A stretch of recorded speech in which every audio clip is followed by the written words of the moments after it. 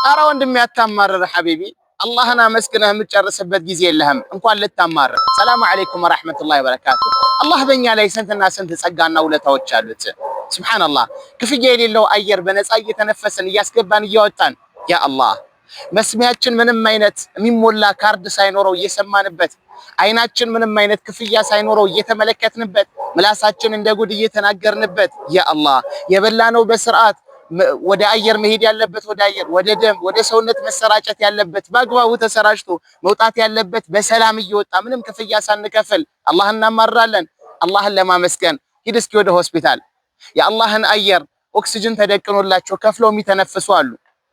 ሱብሃንአላህ የበሉትን ምግብ ወደ ሰውነታቸው ተሰራጭቶ ሲያበቃ መውጣት ያለበት ተረፈ ምርት አላህ ባዘጋጀለት መንገድ እንከን ገጥሞት በሆዳቸው ተቀደው ማለት ነው ቱቦ ተደቅኖላቸው የሚሸኑ ሰዎች አሉ ከፍለው ማለት ነው። በሳምንት ውስጥ 2-3 ጊዜ ኩላሊታቸውን የሚያሳጥቡ ሰዎች አሉ። ምን ጎደለህ አንተ? አላህን አመስግን። አልሐምዱሊላሂ ረቢል ዓለሚን።